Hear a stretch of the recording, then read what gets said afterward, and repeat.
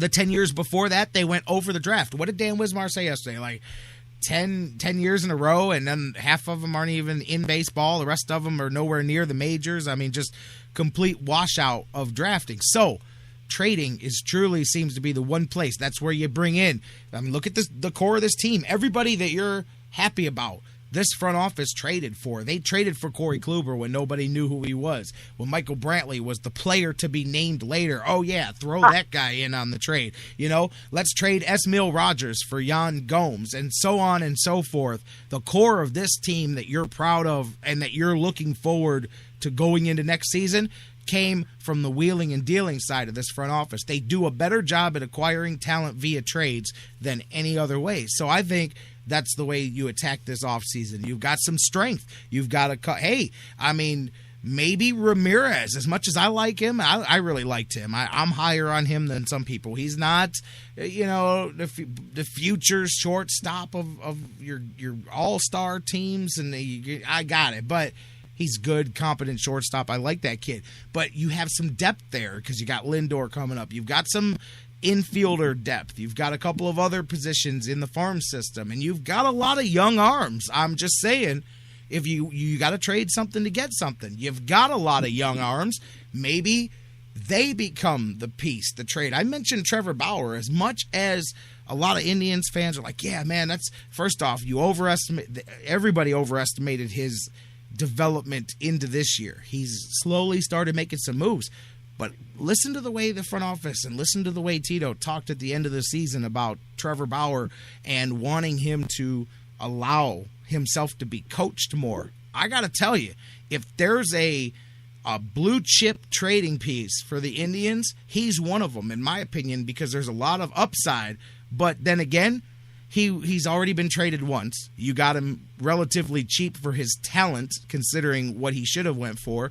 Now he would be being traded twice in 5 years for a reason, because of the same reason that we would be trading him away. But you're going to have to, you think you got to use the areas of strength to bring in whatever changes you're going to do.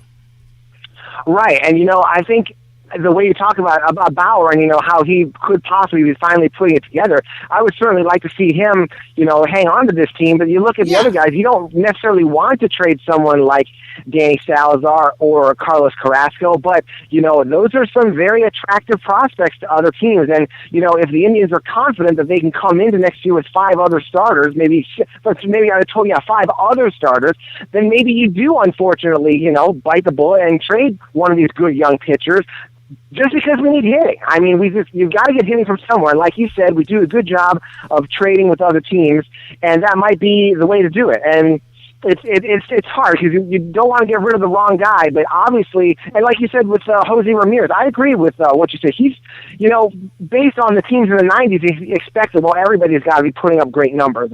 And Ramirez doesn't necessarily put up great numbers, but he's a really good number 2 hitter. He's very good at moving the runner over with sacrifice bunts, and also he really, really cleaned up on defense. So that's very valuable. You need guys like him, even if they don't always explode the box score at you. But again, he's a guy that you could trade, and then you bring up Lindor. You gotta, when you're in a market like the Indians are, where money is tight, you gotta maximize what strengths and what depth that you have in order to shore up what you don't. And I wouldn't mind seeing them, unfortunately, possibly trade guys like Salazar or Carrasco or Ramirez if that's the way we can bring in somebody to help the batting. Going to be interesting. We got a lot to talk about over the next few months, and all of us will have some fun doing that. You're talking about trading. We're talking about pitching. So let's segue into the teams that are still playing as the playoffs get going today. And I know one place that you want to jump into. Let's talk about trading, pitching, and hitting. And you got strength, and you traded out your Oakland A's. The infamous trade of Cespedes here tonight. You really find out if that was a good idea, because I got a funny feeling that the guy you traded the heart of your lineup for is going to not get you past the wild card game, which, by the way, it's been, I believe, 1971 was the last year that the Oakland A's won a win-or-go-home playoff game. They've lost their last 7 elimination games here, and I think tonight's going to be number 8 in a row of those, because I think that Kansas City shocks a lot of people and knocks off Oakland. But, assuming that happens, your talk and our talk from when they made that trade looms really big for the Oakland A's. That's right. The A's have been pretty much the worst second-half team, I believe, to ever make the playoffs. I mean, they're playing something like 400-some ball since the All-Star break, and just absolutely fell on their faces and barely crossed the finish line to even make the playoffs. And it's so funny how tonight is the whole reason they made that trade. John Lester, so that, when it's a big playoff game, now they've got their experienced playoff stud, John Lester, to pitch tonight. And he's going to. But if he gives up 5 runs, then it's all over. And he's gone at the end of the year, too. And then you traded Cespedes as well. I think it'd be funny if Lester went back to Boston, too. But that's just me. But, obviously this team didn't have enough other hitting to survive the loss of Cespedes. Josh Donaldson at third base is really good, but they don't have a whole lot else. And when you look at the Royals, and, of course, we're all very familiar with the Royals, they did pretty much the same thing when they traded Will Myers to the Rays to get James Shields. And, he's pitching tonight, too. So both these teams have just gone totally all in, trading really good hitters, good young hitters, for the 2 guys who are starting tonight. And it's like poker. They both pushed all their chips into the center of the table. It's like, all in. This is it. We're just betting everything on this. And somebody's going to go home tonight really disappointed. And I would not be surprised if that disappointed team is the A's. All right. Maybe some people out there are going to make the Bill Belichick face when I ask this question. But I'm just curious if anybody thinks that there's any perhaps possibility here. Do you think that any heat comes down on Mr. Moneyball himself should the A's be knocked out in the play-in game here after making such a high-risk, high-reward trade? Do you think that Billy Beane's got a little bit of heat on his seat after this one? What would you think? I think definitely there'll be some heat on him. He's had such a long, what I would consider an overrated track record in Oakland that has lasted him so long. I think that if he loses, then they should be sentenced to making Moneyball 2, and instead of Brad Pitt playing him, it has to be Rick Moranis. Oh, come on. I was just curious what you thought about that. Very interesting, though, because it'll be curious to see, especially with offense. I know pitching goes at a premium in the playoffs, but we'll see. And the other thing that, too, and some of this is because of the lack of offense, but in the 10 decisions that Lester got, what was he, 6-4 with in his time with Oakland there? That's another thing, trading such a big piece of your offense, and I just don't think even the return was as big as you thought. Granted, he's got a good ERA, and I understand that you can only control so much as a pitcher, but I would think that a lot of questions and disappointment looms in Oakland if they don't win this game tonight, and I really don't think they do. And you brought up Shields there. I was reading some game prep on Kansas City here tonight, and they were talking about the manager, several other people, about the key, getting Shields and the other couple of acquisitions that they made was what pushed them from where they were at to where they wanted to be. And again, I'm hoping that some of that, hits into the Indians front office as well to go, hey man, our window of opportunity is right here. I remember talking about the Royals, all of us, when we did our predictions in the spring, and some people were higher on them than others. Matter of fact, I'm trying to pull up here now and see where I had Kansas City sitting, because I remember saying, hey, I thought they were going to. Dan Wismar thought that the pitching wouldn't hold up for them. Turned out their bullpen ended up being something to lean on there down the end of the season. It was right up there, comparable with the Indians there. But a lot of people thought they would fall short, and there they came. They made the push. I don't know. Dan keeps going, well, when they needed to make a move, they went and got, Willingham. And I don't know how much that pushed them over the top as much as just their pitching coming together, and they held off, too. They staved it off at the end because Kansas City, much like Oakland, tried as hard as they could to give it away, to give the playoff spot away. They tried to give it to Cleveland. Right. They tried to give it to Seattle. They said, hey, does anybody want to go to the playoffs?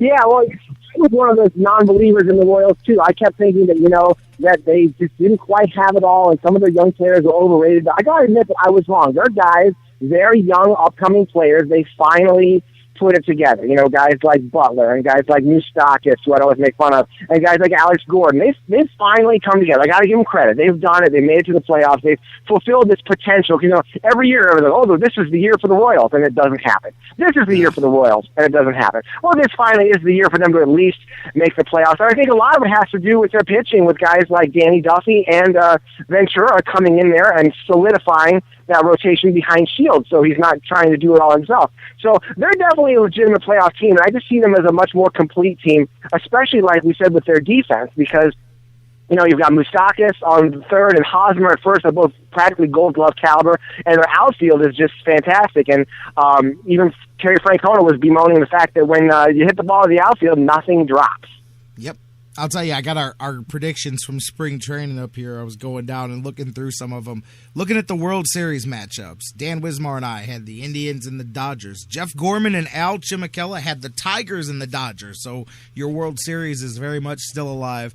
Mike Brandenberry, he nailed the Washington Nationals, but unfortunately he had them facing the Boston Red Sox in the World Series. That one's 30-plus games away from happening. And J.K., Jonathan Knight, had the Tigers and the St. Louis Cardinals, so that one's still open. I'm looking at none of us got the East right. Every single one of us picked either the Yankees or the Rays to come out of the East, and neither one of those teams fared as well. Everybody except me had the Tigers coming out of the Central. I had the Indians. Oakland and the Angels was the consensus across the board for coming out of the West over there.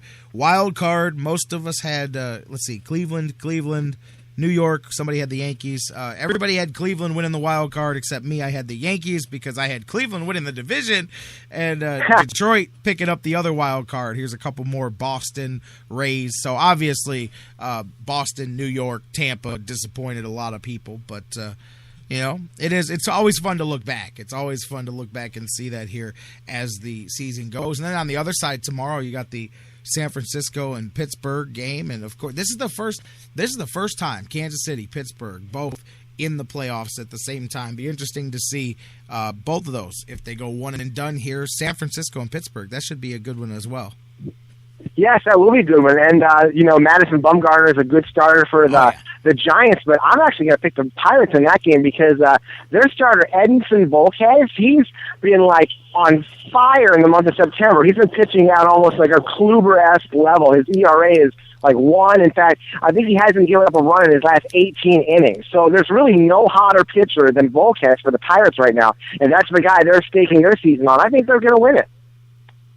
Going to be really interesting. And then, of course, the divisional rounds will get going. We'll see who plays in here and all of that. It's going to be a month of baseball playoff action, and of course, this is always fun. I keep one eye on the playoffs peripherally, and I keep an eye on the World Series so that I am aware of what happened and how it happened. But yeah, I definitely I don't grab a rooting interest. I know some people do. I've been telling guys this, man. I don't have a rooting interest with Pittsburgh, and I know the Steelers and the Pirates aren't the same, but unfortunately Pirates fans have to suffer for the Steelers fans' sins because I'm not interested in cheering for the Pirates at all.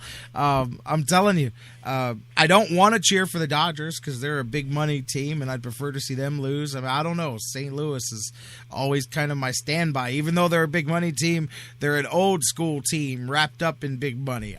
So that's always a safe one for me. On the other side, I don't know, man. I mean, I guess if you held me to it, I'd say Kansas City or Oakland just because it's better than any of the alternatives.